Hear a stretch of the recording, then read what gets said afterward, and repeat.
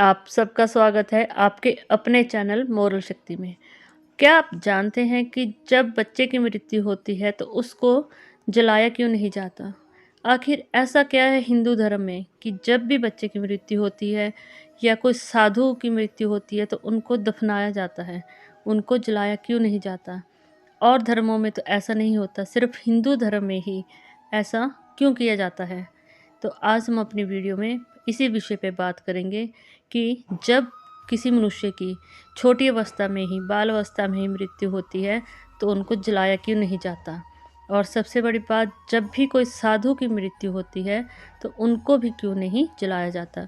इन दोनों अवस्था में ही मनुष्य का शरीर दफनाया क्यों जाता है। गरुड़ पुराण की माने तो हिंदू धर्म के अनुसार अगर कोई भी मनुष्य बाल अवस्था में ही मृत्यु को प्राप्त होता है तो उसको जलाया नहीं जाता, क्योंकि गरुड़ पुराण में बताया गया है कि अगर कोई मनुष्य 2 साल से कम अवस्था में मृत्यु को प्राप्त होता है तो उसको संसारिक मोह माया नहीं होती, उसको किसी भी तरह का किसी के साथ लगाव नहीं होता। वह मनुष्य सिर्फ अपना माँ के दूध तक ही सीमित होता है, उसके मुंह से अभी तक अन्न भी नहीं लगा होता। इस अवस्था में जब उसको किसी के साथ मोह माया नहीं है और ना ही किसी के साथ कोई लगाव है तो उस व्यक्ति की आत्मा का उसके शरीर में प्रवेश करना नामुमकिन है। इसीलिए छोटी अवस्था में, बाल अवस्था में मृत्यु को प्राप्त होने के बाद मनुष्य को दफनाया जाता है, जलाया नहीं जाता। क्योंकि माना जाता है गरुड़ पुराण के अनुसार कि अगर आपकी मृत्यु बाल अवस्था में होती है तो आपकी आत्मा को आपके शरीर के साथ कोई भी लगाव नहीं है और वो किसी भी तरह से आपके शरीर में प्रवेश करने की कोशिश नहीं करेगी, इसलिए उसको दफनाया जाता है।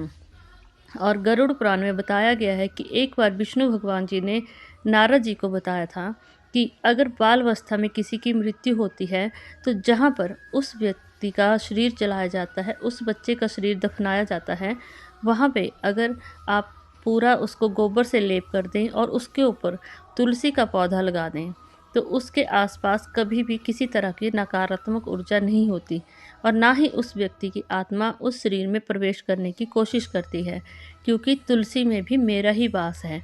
इसीलिए जब भी हम किसी बच्चे को बाल अवस्था में मृत्यु प्राप्त होने के बाद दफनाते हैं तो उसके ऊपर गोबर का लेप अवश्य करें और फिर तुलसी का पौधा अवश्य लगाएं। तुलसी का पौधा पास होने से उन व्यक्ति के शरीर में कभी भी बुरी आत्मा का आना जाना नहीं होगा। उसी तरह दूसरी अवस्था में गरुड़ पुराण के अनुसार बताया गया है, कोई भी व्यक्ति जो साधु है, जिसने अपनी 5 इंद्रियों को अपने बस में कर लिया है, उसकी काम, क्रोध, लोभ, माया सारी इंद्रियां उसके निरंतर में हैं, उसको संसारिक मोह माया नहीं है। संसारिक मोह माया नहीं है, इसीलिए उसके शरीर को दफनाया जा सकता है। उसके शरीर को हिंदू धर्म के अनुसार जलाया नहीं जाता।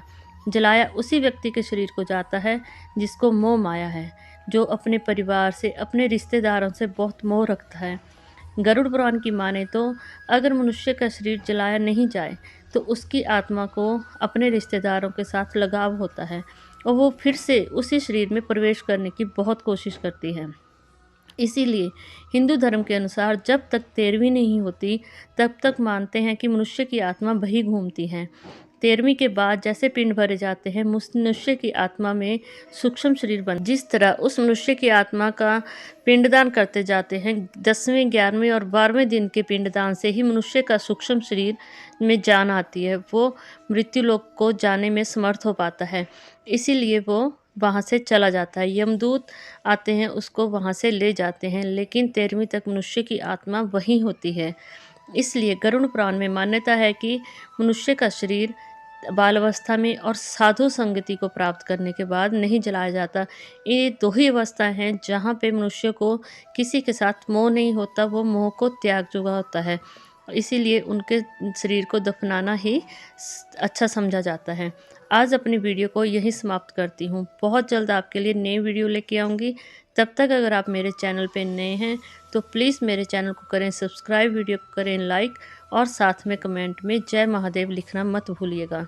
गरुड़ पुराण के साथ कोई भी बात है जो आप जानना चाहते हैं, आप कमेंट करके बता सकते हैं। मैं कोशिश करूँगी उस विषय पे वीडियो बहुत जल्द लाने के लिए।